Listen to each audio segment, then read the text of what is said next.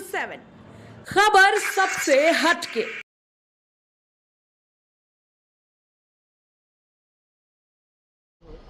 धन्यवाद आप सभी लोगों के साथ साथ हमारे क्षेत्रवासियों को भी धन्यवाद। मंत्रिमंडल का विस्तार हो गया, कैसे देख रहे हैं आप इसे? देखिए, मंत्रिमंडल का विस्तार नहीं बल्कि सरकार बन गई है और निश्चित तौर पर ये हम ज़रूर कहेंगे कि इस बार सरकार में बिहार का अहम रोल है।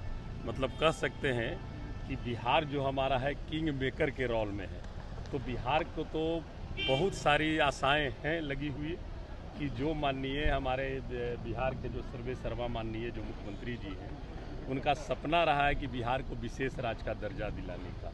तो अब तो मैं समझता हूं कि वो बिहार को विशेष राज्य का दर्जा मिल जाना चाहिए। जातीय गणना कराने का देश में है, जातीय गणना हो जानी चाहिए। तो ये सारी सपना हमें लगता है कि इस बार निश्चित तौर पर पूरा कराएं, यही हम लोगों का शुभकामनाएं हैं। तेजस्वी यादव कह रहे हैं कि मंत्रिमंडल का जो विस्तार हुआ है उसमें बिहार को झुनझुना थमा दिया गया है।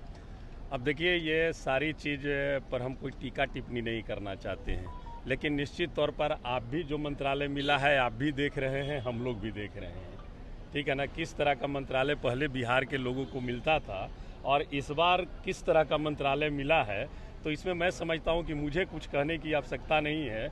बिहार की आवाम पूरी तरह से देख रही है इस चीज़। आपने विशेष राज्य के दर्जे की बात कही, क्या लगता है कि इस सरकार में विशेष राज्य भाई मिलना चाहिए? चाहिए ना, मिलना चाहिए। बिहार की जो स्थिति है, पिछड़ापन की जो स्थिति है, और जो माननीय मुख्यमंत्री नीतीश कुमार जी का ये सपना है, तो अब नहीं पूरा होगा तक कब पूरा होगा भाई? अब तो आप किंग मेकर के रोल में हैं। अगर अभी भी आप बिहार को विशेष राज्य का दर्जा दिलाने में कामयाबी हासिल नहीं करते हैं, तो इसका मतलब तो यही हो जाएगा कि 10 साल जुमले की सरकार चली, आप भी जुमलेबाजी कर रहे थे। तेजस्वी की ज़्यादा दिन तक सरकार नहीं चली। देखिए, माननीय हमारे नेता हैं और निश्चित तौर पर उनका दूरदृष्टि है। जब वो कह रहे हैं तो कहीं ना कहीं पर उस तरह की बातें तो ज़रूर नज़र आ रही होगी। और मैं तो कहता हूं कि सरकार का गठन हुआ, मंत्रिमंडल का शपथ ग्रहण होने के पहले ही कितने मंत्री तो वहाँ इस्तीफा दे दिए, 1-2 मंत्री पोर्टफोलियो के चलते। सब कुछ आप देख रहे हैं। उस पर लोकसभा का चुनाव संपन्न हो गया, अब आगे विधानसभा का चुनाव है। तेजस्वी यादव का कहना है कि 25 में हमारी सरकार निश्चित तौर पर तेजस्वी यादव पर बिहार की आवाम विश्वास कर रही है और जो सच्चाई है, जो सच के लिए वो काम करते हैं। हमने तो पहले भी कहा कि तेजस्वी जी जब बिहार में 2020 में घूम रहे थे तो वो बोलते थे हमें सत्ता में लाओ, मैं 10 लाख लोगों को नौकरी दूंगा।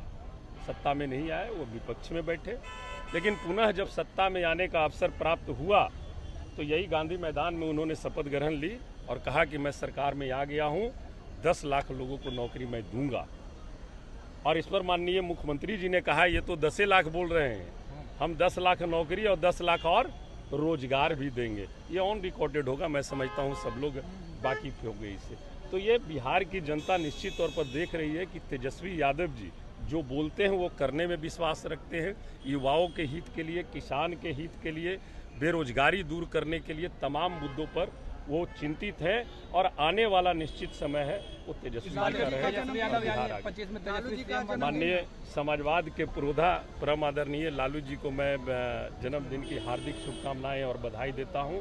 और अभी मैं यहाँ निकला भी हूँ, आया भी हूँ, तो खास करके उन्हीं का आशीर्वाद लेने के लिए मैं जा करके उनको अभी बधाई तेजस्वी यादव बनेंगे मुख्यमंत्री निश्चित तौर पर। विधानसभा में 39 पार और जिस मुख्यमंत्री बने निश्चित तौर पर इस बार विधानसभा में 39 पार, 40 की सरकार। देखिए, विधानसभा में 243 सीट।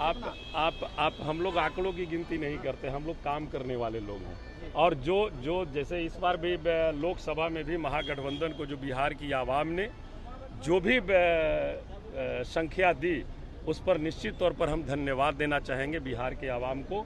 और जो हम लोगों का मिशन है कि हम आवाज़ बिहार हित का और देश हित का आवाज़ हम लोकसभा में बुलंद करते रहेंगे, उस काम को हम लोग करते रहेंगे। सवाल लेंगे, पप्पू यादव पर एफआईआर दर्ज हुई है रंगदारी मांगने के पूर्णिया। देखिए, ये इस पर हमारा कोई टीका टिप्पणी करने का अवसर नहीं है। ये प्रशासन देख रही है और क्या हुआ है नहीं हुआ है। तेजस्वी यादव और लालू